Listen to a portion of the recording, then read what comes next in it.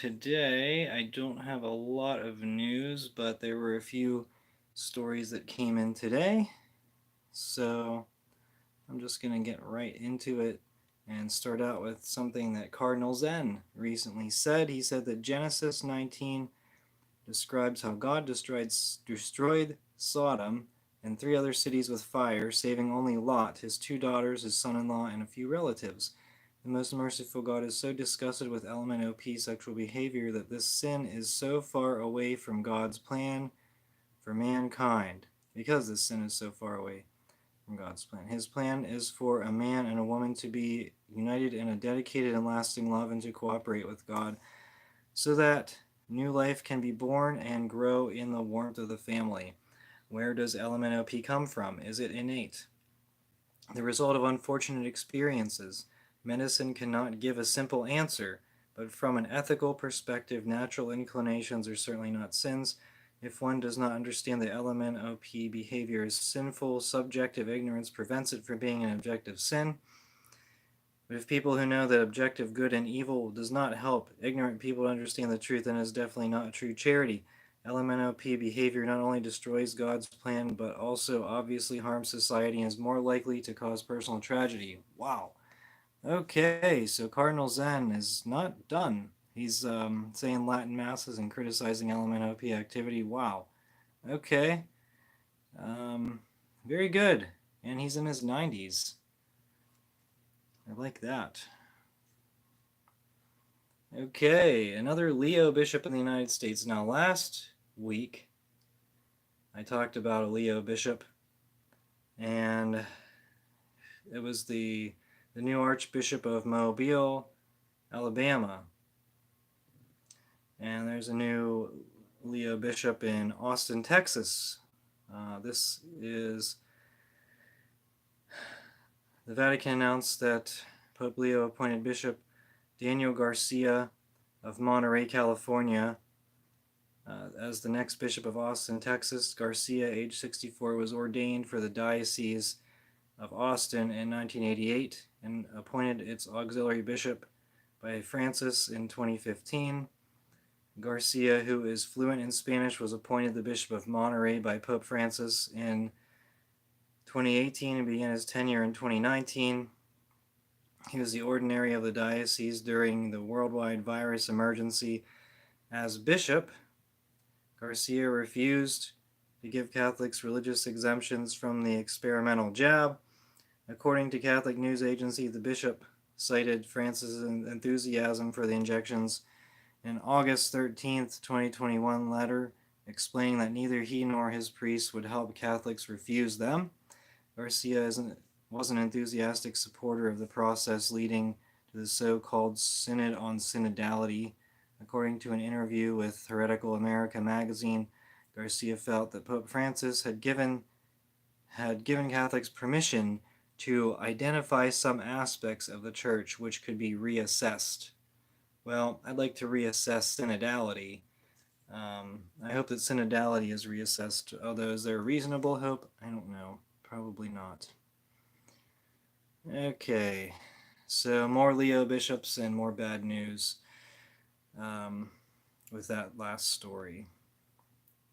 At a celebrated Tuesday Novus Ordo for the Atlanta Province Bishops' Conference held at the Cathedral of St. Patrick in Charlotte, North Carolina, almost every single lay Catholic in attendance kneeled to receive the Eucharist. About a dozen bishops total were present, including the notorious Bishop Martin. No kneelers were present, so the faithful had to stand up by themselves. They didn't have any railing or anything to help them stand up. So in a video on Twitter, a woman stood beside a few communicants and helped them stand up. This is, it was used as kind of a protest, which, I mean, I don't know. I guess if you're going to the Novus Ordo, that's one way to show Martin that, he's a tyrant. But I think it shows even more that, some of these people, they weren't the they weren't in the best physical shape, and they had to stand up by themselves. It definitely slowed up the communion line. And if they had a rail, it would have gone faster. And I think, hopefully, I don't know. Martin's probably not going to take note of it. He probably won't. Probably wouldn't. Nothing will probably sink in for him until he's removed, and that probably won't be by the current pope. But we'll see. I don't know. Okay. So more on this Vatican survey of Summorum Pontificum. Don Nicola Bucks, a former consultor to both congregations for the doctrine of faith and divine worship, published a new book on liturgy.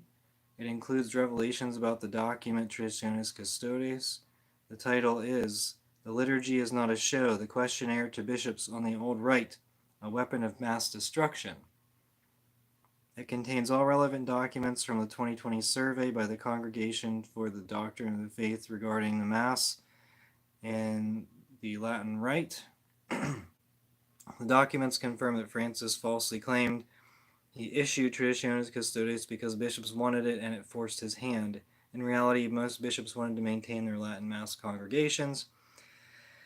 The new book contains a summary of the implementation of Summorum Pontificum by continent and country that has not yet been published. Of the 178 dioceses in the United States, 65% responded. 62% of bishops report that the Roman Latin Rite responds to a pastoral need expressed by faithful who lead deep and fruitful lives of faith thanks to this rite. In South American dioceses, however, there was extremely low participation. No response was received from, I guess, any bishop in Argentina, Chile, Ecuador, Falkland Islands, Peru, or Venezuela. In 2020, the now Pope Leo XIV was the bishop of a diocese in Peru, and so he did not respond to the survey. I guess it is not an important enough priority for him to help crush the Mass. That was not a priority of his, and so he didn't respond. At least that's kind of what the thought process goes. So yeah, this is a new book, and we'll see what kind of information they have. Apparently they have the full text on the questionnaire, or at least more complete text than even what Diane Montaigne published, so I'd be interested to see what that information is. But at the end of the day, it's an offense against divine law to crush the Latin Mass, and so it doesn't really matter what the bishops think, what the popularity of it is, although now we can see that most bishops were not in the same, they did not have the same thought process as Francis regarding the Latin Mass.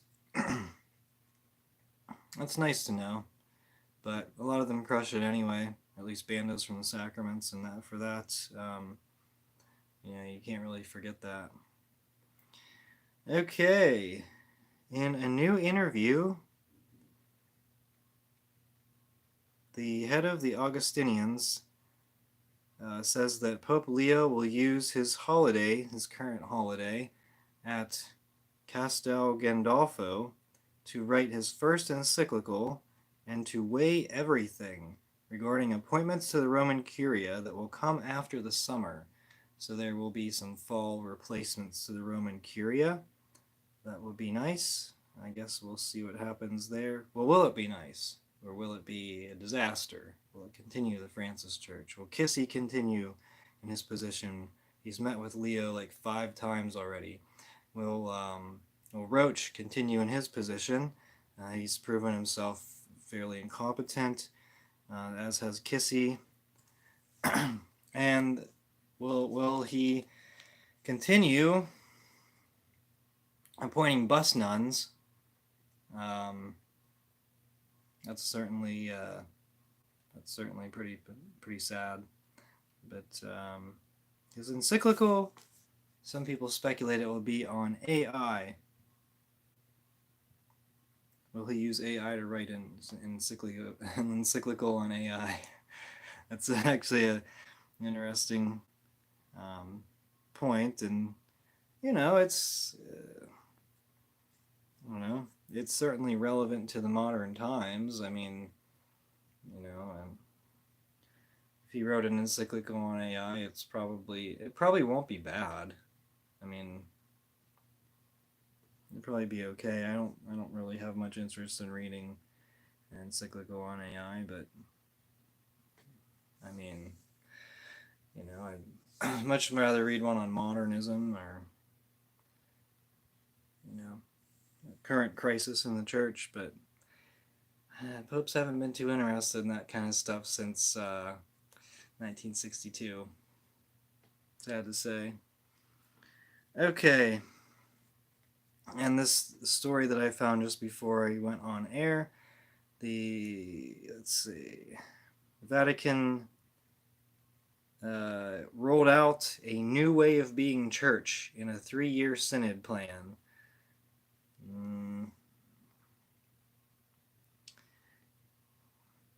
It emphasized that it is a manner of growing in a new way of being church, the Synod on Synodality.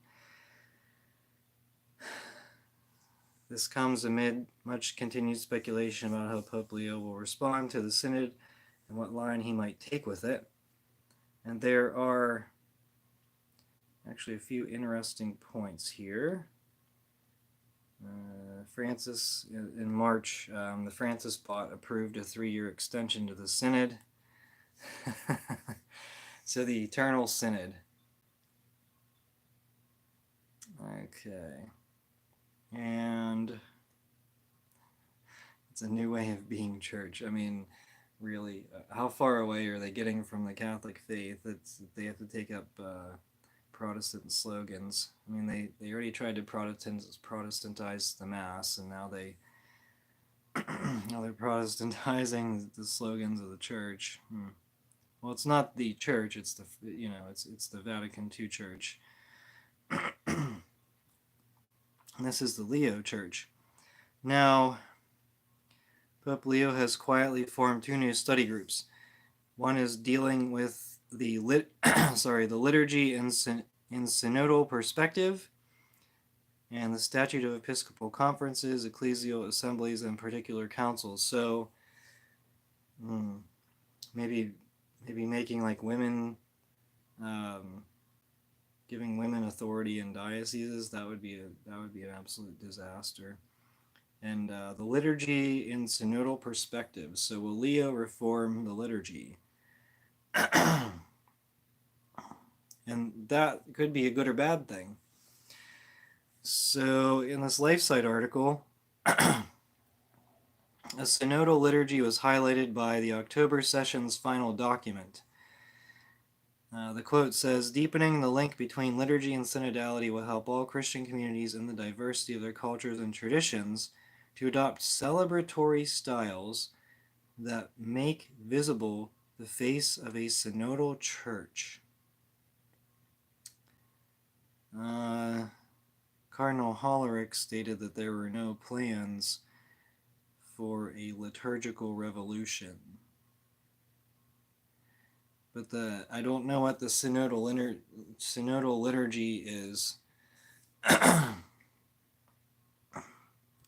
Synodal liturgy, I don't know what that means.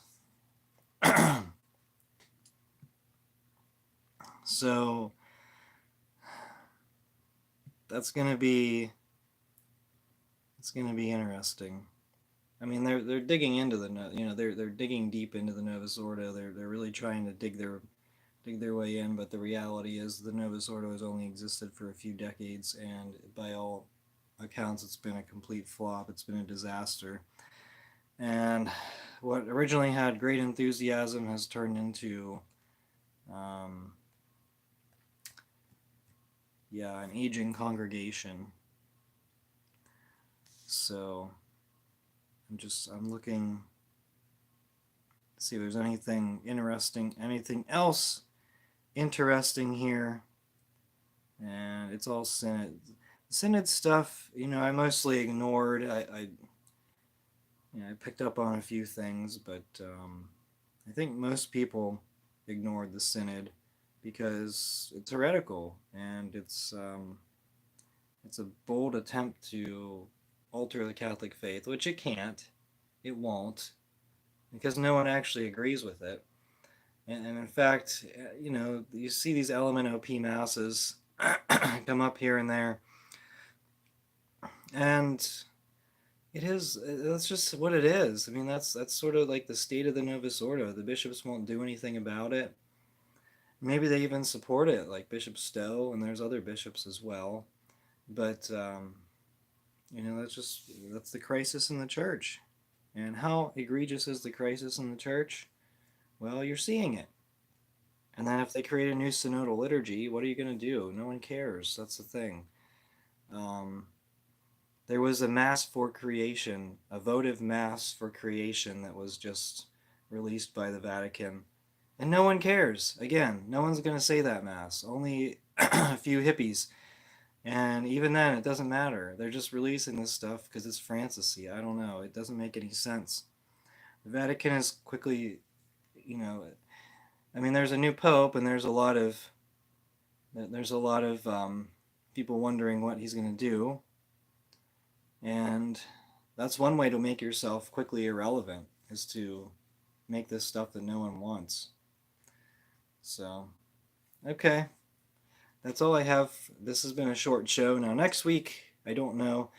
As you can tell, I'm mostly recovered, but I still have a little bit of congestion in my throat from last weekend's sickness, and but next week I don't know the schedule. I will have more news for you next week, although since Leo's taking his vacation, there's not going to be as much news. Probably, maybe, we'll see. Maybe I'll come out with a list of like 20 stories next week. It all depends. This today's date is actually the promulgation of Summorum Pontificum, the anniversary of Summorum Pontificum, and so it would be nice to return to that. I don't know if that will happen anytime soon. In fact, I'd probably expect it won't. Wouldn't it be nice though? I'm sure I'll live to see the restrictions on the Mass released, because it's not going away. It can't. It's the Mass of the Roman Rite. But until then, I'll be here on this channel. And for now, this has been EVTN News. Until next time, thank you so much for watching. We are the laity, and we will not be silent.